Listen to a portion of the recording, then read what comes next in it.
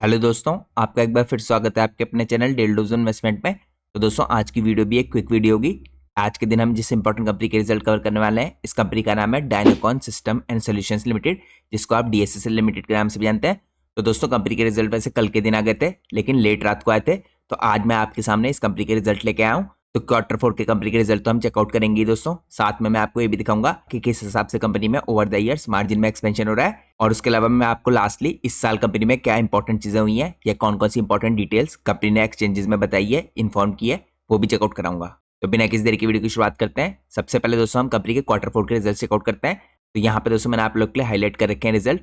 यहाँ पे हम कंपनी की इनकम फ्रॉम ऑपरेशंस देखते हैं। तो यहाँ पे दोस्तों सारे आंकड़े देखिए लाख में दे रखे हैं, लेकिन मैं आपको इनको करोड़ में कन्वर्ट करके बताऊंगा। तो सबसे पहले अगर आप चेकआउट करें, यहाँ पे मार्च 31 2024 की जो कंपनी की इनकम थी, यानी पिछले साल के मार्च क्वार्टर की, यहाँ पे दे रखी है करीबन 282 करोड़ की। तो अब हम इस इनकम को दोस्तों इस साल की मार्च 31 2025 की इनकम से मिलाते हैं। तो यहाँ पे 282 करोड़ से कंपनी की इनकम इंक्रीज होकर 328 करोड़ की हो गई है। इसके अलावा दोस्तों अगर आप पिछले क्वार्टर से ही मिलाए, यानी दिसंबर के क्वार्टर से, तो यहाँ पे 311 करोड़ से 328 करोड़, तो इसमें भी आपको इंक्रीज आता हुआ दिख रहा है। तो यहाँ पे आप लोग कह सकते हैं क्वार्टर क्वार्टर बेस पे भी और पिछले साल के इसी क्वार्टर के मुकाबले भी कंपनी की इनकम में काफी अच्छा इंक्रीज आता हुआ दिख रहा है। लेकिन स्पेसिफिकली दोस्तों अगर आप पिछले साल के इसी क्वार्टर की इनकम का इंक्रीज देखेंगे, यानी यहाँ पे जो मार्च 31 2024 का क्वार्टर है, क्वार्टर 4, इसकी इनकम को अगर आप मिलाएंगे यहाँ पे मार्च 31 2025 के क्वार्टर से, तो यहाँ पे आपको जंप आते हुए दिखेगा करीबन 29% का। तो यहाँ पे काफी अच्छा जंप देखने को मिल रहा है दोस्तों हमें। इसके अलावा अगर आप यहाँ पे चेकआउट कीजिए दोस्तों, जो कंपनी की इस साल की फुल ईयर की इनकम है, इसको अगर हम देखें यहाँ पे, तो इसमें मार्च 31 2024 की इनकम दे रखी है, उसके अलावा मार्च 31 2025 की इनकम दे रखी है। तो डायरेक्टली दोस्तों यहाँ पे साल के हिसाब से किस हिसाब से इंक्रीज आया है ये दे रखा है। यहाँ पे अगर आप देखें कंपनी की जो पिछले साल की इनकम थी, मैं आपको करोड़ में कन्वर्ट करके बताता हूँ। यहाँ पे कंपनी ने पिछले साल पूरे फाइनेंशियल ईयर में 2024 में जनरेट की थी इनकम 1024 करोड़ की। वो आपको इस साल इंक्रीज होती दिख रही है। ये इंक्रीज होकर हो गई है 1267 करोड़ की। तो यहाँ पे भी दोस्तों आपको फुल ईयर के बेस पे कंपनी की इनकम में जंप देखने को मिल रहा है। अगर आप इस जंप को देखें तो ये ईयर ऑन ईयर बेस पे आपको करीबन 24% के आसपास का दिखेगा।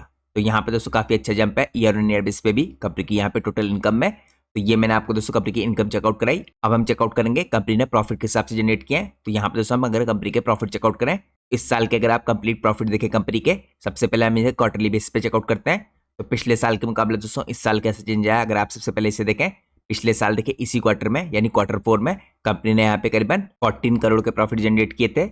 तो ये प्रॉफिट आपको इस साल यहाँ पे इसी क्वार्टर में यानी क्वार्टर 4 के FY25 में इंक्रीज होकर 18 करोड़ होते दिख रहे हैं।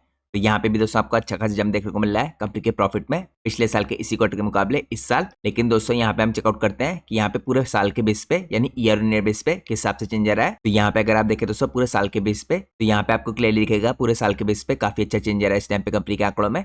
यहाँ पे कंपनी के अगर हम प्रॉफिट चेकआउट करें तो ये 53 करोड़ से इंक्रीज होकर हो गए यहाँ पे 72 करोड़। तो परसेंटेज टर्म्स में दोस्तों अगर आप देखें तो पूरे साल में आपको यहाँ पे प्रॉफिट में 35% का जंप देखने को मिल रहा है, जो काफी अच्छा जंप है।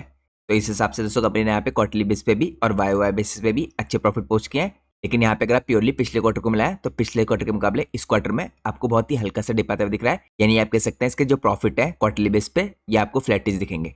लेकिन यहाँ पे दोस्तों ओवरऑल पूरे साल में काफी बड़े तरीके से कंपनी के प्रॉफिट इंक्रीज हुए हैं, और इसी के कारण जो पिछले साल कंपनी का दोस्तों अर्निंग पर शेयर था ये करीबन 42 रुपीज का था FY24 में पूरे साल में, ये अब इंक्रीज होकर यहाँ पे आपको 57 रुपीज का दिख रहा है FY25 में, जिसके कारण जो कंपनी का पी रेशियो है ये स्लाइटली बेटर हुआ है। और इससे पहले भी दोस्तों मैं इस कंपनी के बारे में आपको बता चुका हूँ। इस कंपनी का मेन काम है यहाँ पे सिस्टम इंटीग्रेशन का बिजनेस, और यहाँ पे कंपनी जो जनरेट करती है रेवेन्यू 99% के आसपास वो सिस्टम इंटीग्रेशन के बिजनेस से ही करती है। तो ये कंपनी दोस्तों इस टाइम पे करंटली डाटा सेंटर की जो थीम है उसकी एक प्रॉक्सी होगी, क्योंकि इसका फोकस इस टाइम पे उसी सेगमेंट की तरफ को है। अब दोस्तों मैं आपको लेकर चलता हूँ नेक्स्ट पार्ट में। नेक्स्ट पार्ट में हम कुछ और इंपॉर्टेंट चीज चेकआउट करते हैं कंपनी के बारे में। यहाँ पे दोस्तों सबसे पहले हम चेकआउट करते हैं कंपनी के ऑपरेटिंग प्रॉफिट मार्जिन। तो यहाँ पे आप लोग के लिए दोस्तों एक इंटरेस्टिंग चीज देखना जरूरी है। अगर आप कंपनी के मार्जिन देखें यहाँ पे ऑपरेटिंग प्रॉफिट मार्जिन, तो यहाँ पे करीबन 2014 से ये मार्जिन आपको यहाँ पे 2021 तक 4% के आसपास जाते हुए दिखेंगे। तो यहाँ पे दोस्तों कंपनी के 4% के आसपास के मार्जिन मेंटेन रहते थे, बीच बीच में यहाँ पे 3% के भी होते थे। लेकिन मार्च 21 के बाद से इसके मार्जिन में जंप आने की शुरुआत हुई। सबसे पहले दोस्तों यहाँ पे कंपनी के मार्जिन मार्च 21 के बाद मार्च 22 में 4% से 5% हुए, इसके बाद 2023 में 7% के हुए, 2024 में 8% के, और करंटली भी यहाँ पे आपको 8% के आसपास स्टेबलाइज करते हुए दिख रहे हैं। इसके अलावा दोस्तों अगर आप क्वार्टरली बेस पे देखें तो यहाँ पे आपको और इंटरेस्टिंग चीजें दिखेंगी। यहाँ पे कंपनी के मार्जिन आपको लगातार देखे 5-6% के आसपास थे, ये शिफ्ट होते हुए आपको करीबन 8-9% के आसपास जाते हुए दिख रहे थे।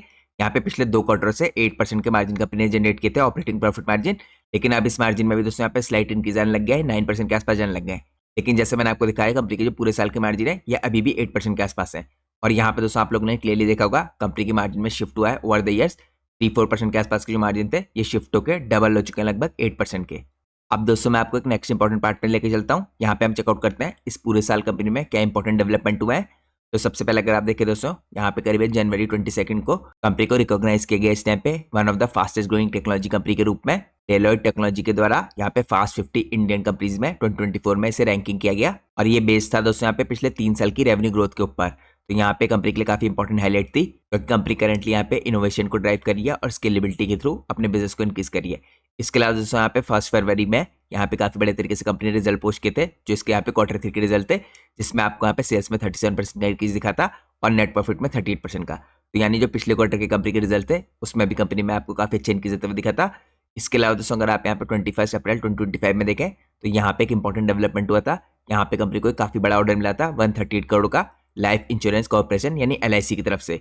ये ऑर्डर कंपनी को मिला था डिजिटल वर्कप्लेस सॉल्यूशंस प्रोवाइड करने के लिए, जिसके अंदर यहाँ पे सप्लाई थी, इंस्टॉलेशन था, उसके अलावा मेंटेनेंस था डेस्कटॉप कंप्यूटर्स का और ऑल इन वन डेस्कटॉप्स का। तो ये ऑर्डर दोस्तों एग्जीक्यूट होने वाला था यहाँ पे 3 साल के पीरियड में और ये कवर करता था पोस्ट डिप्लॉयमेंट के बाद यहाँ पे मेंटेनेंस और टेक्निकल सपोर्ट भी, जो इंश्योर करेगा यहाँ पे स्मूथ ऑपरेशन और मिनिमम डाउन टाइम। इसके अलावा दोस्तों यहाँ पे इसी महीने यानी 19 तारीख के आसपास कंपनी को यहाँ पे एक और ऑर्डर मिला था यहाँ पे बैंक ऑफ बड़ौदा की तरफ से 18.8 करोड़ का, जो कंपनी को यहाँ पे 8 वीक्स में पूरा करना है। और इसके अलावा यहाँ पे जो कॉम्प्रिहेंसिव मेंटेनेंस का काम करेगी कंपनी लगातार 5 साल तक करेगी। तो ये दोस्तों रिसेंटली इस साल जो इंपॉर्टेंट डेवलपमेंट हुए मैंने आपको चेकआउट कराया। इससे पहले दोस्तों अगर आप जस्ट यहाँ पे दिसंबर के आसपास देखें 31 दिसंबर 2024 में, तो यहाँ पे कंपनी ने एक और बहुत बड़ा ऑर्डर जीता था। ये इस साल नहीं हुआ था इसलिए मैंने आपको चेकआउट नहीं कराया।